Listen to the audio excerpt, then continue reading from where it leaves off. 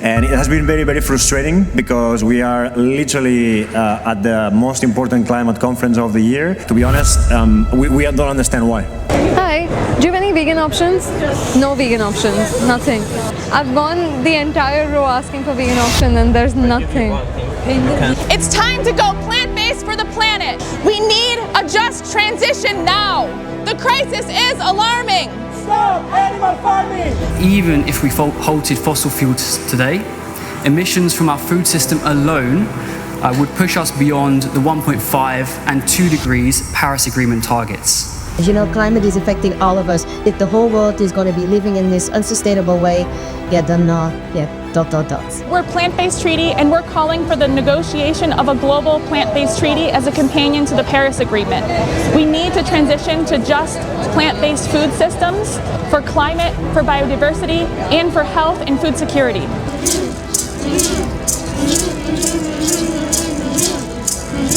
Do you think the COP should be talking about animal agriculture? When we arrived, it was very shocking for us to see that there is very little plant-based options available. We actually received an official email this morning from COP29 saying that they do have vegan and vegetarian options. Do you think climate justice should be extended to non-human animals as well?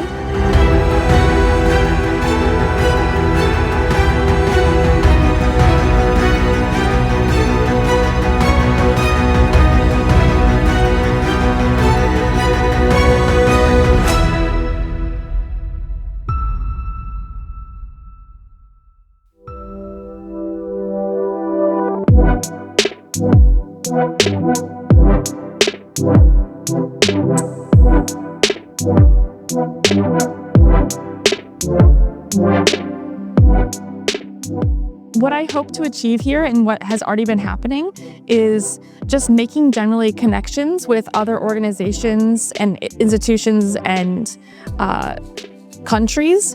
One of the huge issues that I'm seeing being talked about in the Global South is adaptation to climate change. So more droughts and more inconsistent weather patterns that are affecting farming. So it's really important that these countries are being as efficient as possible in their farming practices. And so these big meat and dairy companies are trying to tell them that, oh, if you just have more meat, then you'll have more food security.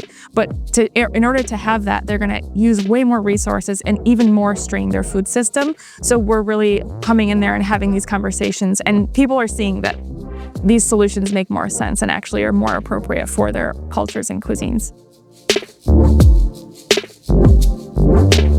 One of the most positive things about COP29 is that 60,000 people from virtually every country, from virtually every culture, of every race, all ages, all wealth brackets, are here together trying to solve the climate problem. The hardest thing about COP29 is it's impossible to find anyone, to find the people that you want to meet, because you're all here doing the same thing, trying to connect to the people to make a solution. And yet 60,000 people running around is a lot of chaos. Some positive things about the COP were so far that we were able to actually get initial conversations with delegations. So this was a bit surprising for me because I thought there was going to be a lot more protocol we had to go through, but that was definitely a positive. And on top of that, when we were sitting down with these delegations, they were actually very open to hear what we had to bring on the table. So we were able to tell our story, how we can, advance and go further in putting food systems in the middle of the narrative of climate change. First of all, I think is that we have such an incredible mechanism to bring all these different stakeholders, from global leaders to grassroots communities, to come here at the same space and have a structure and a framework to negotiate on issues that affect us all, right? So I think this is one of the main things to highlight. We need to value the fact that we have this space and that we have these frameworks to be able to work on these common goals, because otherwise it would be pretty much impossible to even begin to solve this issue. So what you see on our social media pages actually only shows a tiny fraction of the work that the Plant-Based Treaty team is doing. I'd say 99% of the work happens off camera, where our team members are constantly running around the conference venue, having back-to-back meetings all day, all night. Okay, so what else? mean, I've been trying to make contact with people, and this time I'm emailing them like directly after I talk to them.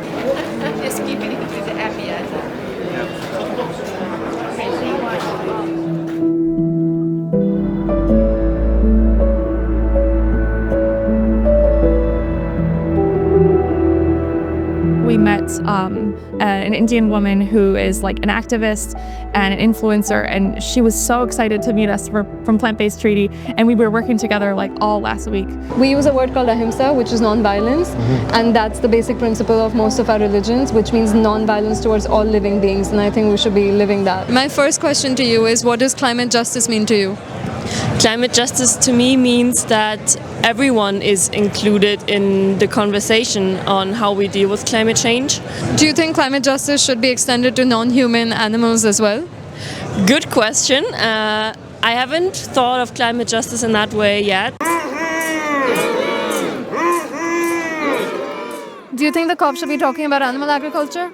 Yes, they have to talk about animal agriculture because that's one of the industries which is really very big in the global north that is contributing a lot to the methane emissions, to the greenhouse gas emissions.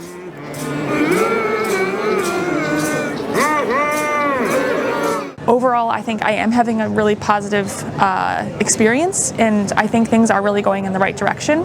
COP29 has taken huge steps in the wrong direction. We notice there's a huge problem with mislabeling food. There's salmon in a dish labeled vegan. There's beef in a dish labeled vegetarian. What is going on? What is going on? I asked him if they had any vegan options, and he said, yeah, we've got a cheese sandwich, we've got a chicken sandwich, and I'm like, no, that's not vegan. Vegan, no vegan. It's vegan. Vegan. Chicken. Chicken is not vegan. No. No vegan. Yeah. No animal products. So no milk. Normal, just like cheeseburger, only cheese. No, cheese is not vegan. Okay, I see green signs. I see one green sign here. I see the. Wait, hang on. There's green sign, but it says salmon. It says Bodabo with V, and then it just says salmon right under it. I want to point something out. It says vegetarian and there's chicken in it. The beef option says vegetarian. Another one, it says vegan bagel. There's feta cheese in it. Am I reading that correctly?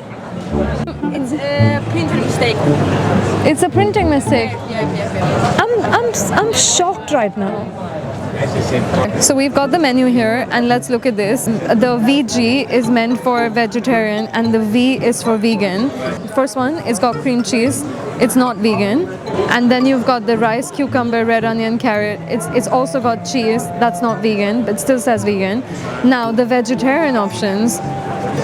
Caesar salad, it's marked vegetarian, it's got chicken, this has salmon, that's canned beef. Canned beef is labeled vegetarian.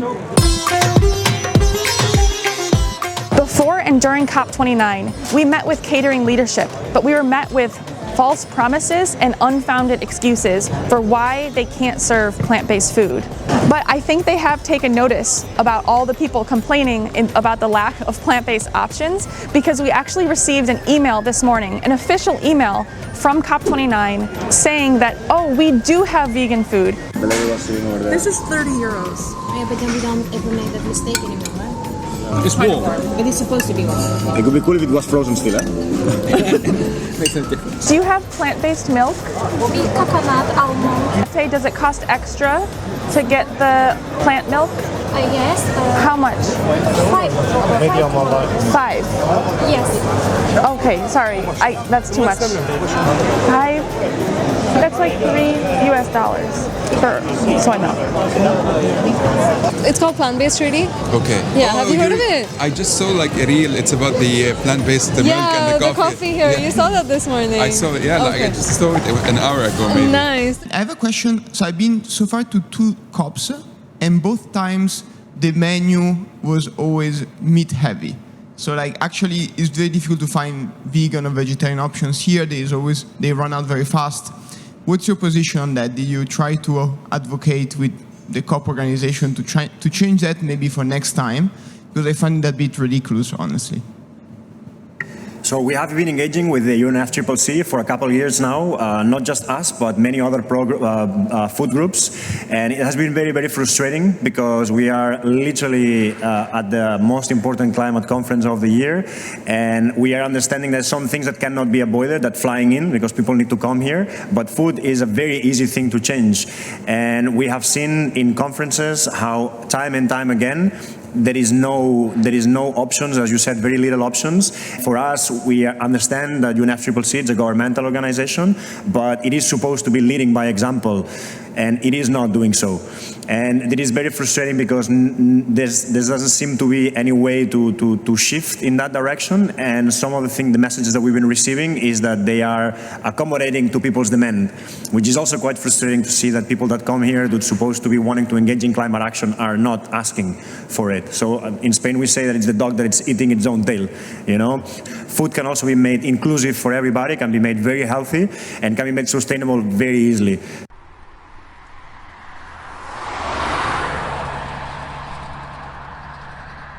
It's week 2 here at COP, and we've got some exciting news for you.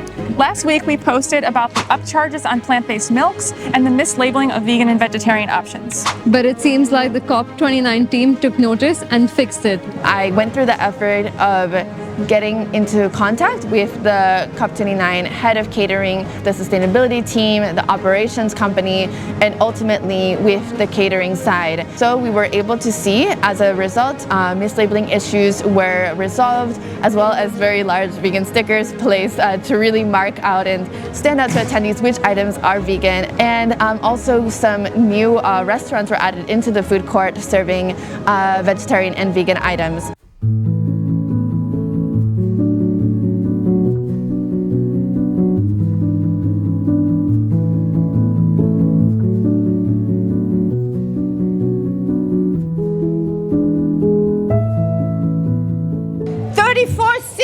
Are calling for the negotiation of a plant-based treaty.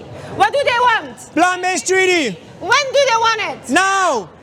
200,000 individuals and 3,500 businesses and organizations are calling for the negotiation of a plant-based treaty. What do they want? Plant-based treaty. When do they want it? Now.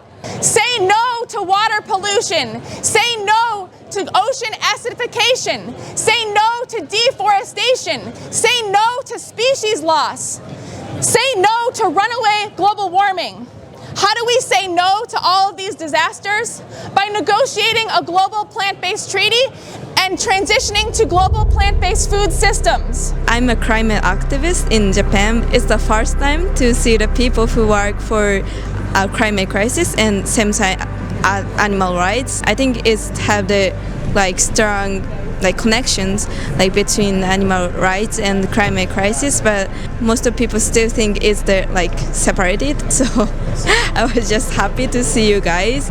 At COP, it's been really cool to have met a few different young people who are really excited about plant-based treaty and really excited about kind of working together. So one of them is our new friend Julian, who is from Brazil and is working in political organizations that are really progressive. And so making connections and realizing that we all kind of have the same ambitions is really exciting. And I think that there's a lot of future collaboration that's going to happen there. So far, for my first COP, I think it's been a powerful experience of what a quite small NGO can do on the world stage. In my mind, food is one of the things that we have the most ability to impact every day. Each of us can choose what we're going to eat, what we're going to buy, what decisions we're going to make.